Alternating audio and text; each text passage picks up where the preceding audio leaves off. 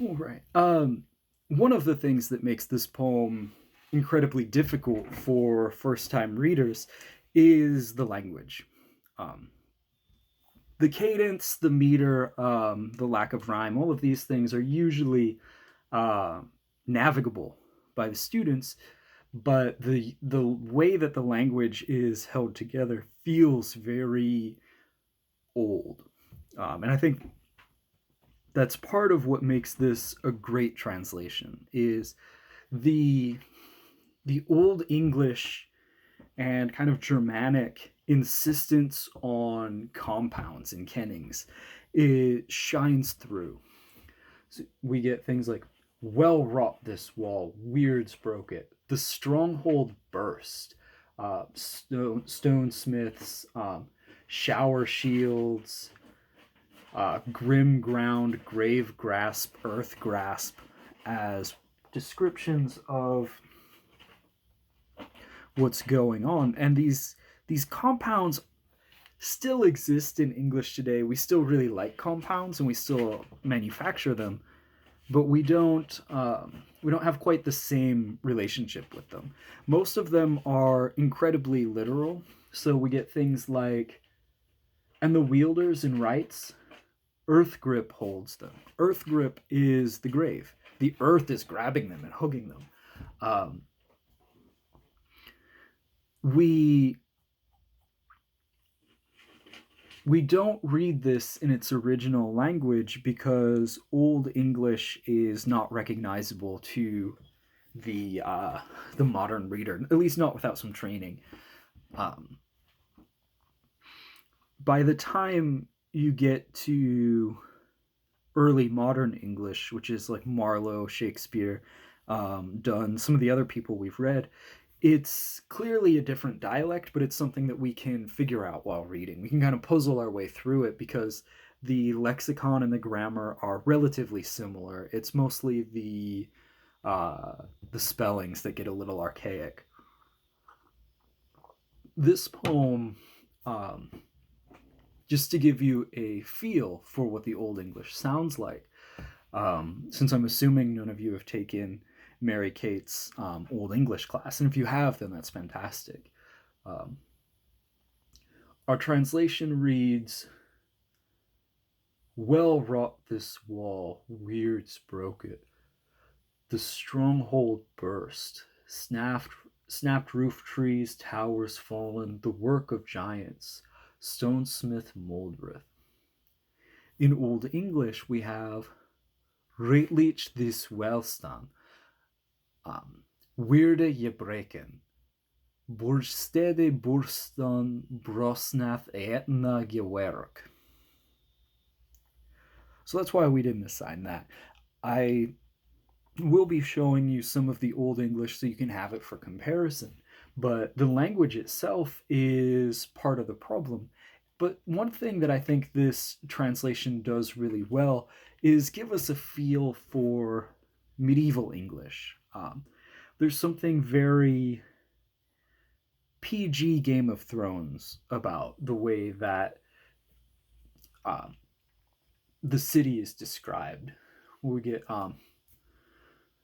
the description of bright were the building, holes where springs ran high, horn gabled, much throng noise, these many mead halls men filled with loud cheerfulness. Weird changed that. Came days of pestilence. On all sides men fell dead. Death fetched off the flower of the people. Where they stood to fight, waste places on the Acropolis ruin. And this description of they would build again, but they died. People who could have endured had the pestilence not come to them, and we don't know what the pestilence is. You're more than welcome to explore that within the comments.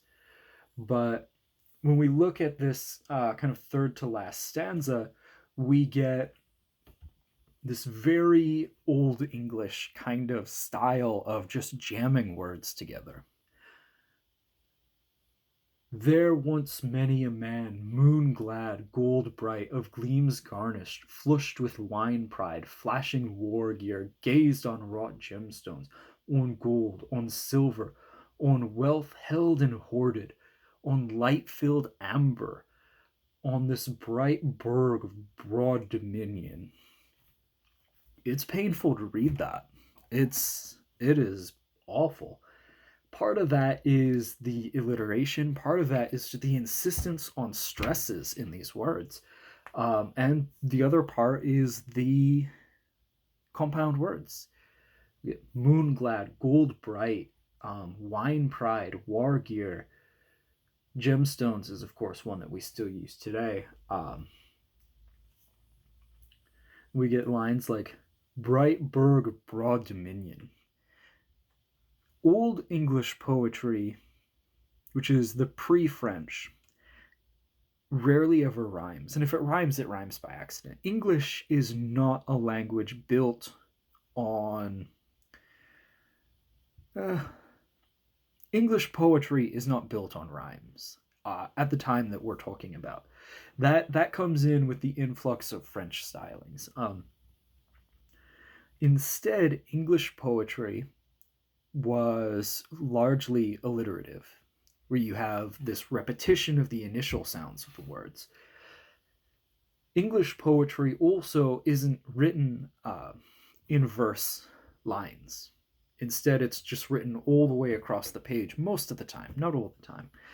And line breaks are determined by editors based on the meter of the poem, which they discover largely through alliteration and through those types of patterns, which is a very difficult task. But that's why other translations of this poem might read slightly differently, not just in terms of word choice. Since I know the word choice in this is like, it's definitely not the way I would have translated this, but I think this is better than anything I would have ever come up with in translating. We get its bright bosoms that the baths were, hot at Hull's hearth, that was fitting. Just fantastic work on that. But at the same time, because these aren't the forms of poetry that we're used to, where we're a lot more used to something like John Donne, The Fleet, which has a really kind of nice, convenient rhyme scheme, and that we look at it and we see the syllables all kind of match up with in terms of the length of the lines and things. That is a version of poetry that we're a little bit more familiar with. This is removed from us, of course, historically. This is the Exeter book. Scholastic consensus is usually that it was put together in the late 10th century, so sometime after the year 950. And it's very similar to other poems that are around that time. It's got a lot of the kind of feel that you would get from something like Beowulf. It's got a lot of what makes the kind of sword and castle fantasy entertainment that we have recognizable. But we've also got the persistence of language and not just the imagery that makes it incredibly difficult. And sometimes it's hard to get past those lingual barriers to get to the meaning of the poem. So one thing that I'm curious about in getting your response is what it was like reading through this for the first time. Did you was the language a struggle? As it often is with translated material. And what were the problems you had with language? Was it the compounds? Was it the imagery? Was it the ellipses? Was it the parts of the poem that are, of course, missing or destroyed? Or was it something else? Go ahead and let us know and see what we can talk through in terms of finding some answers for that.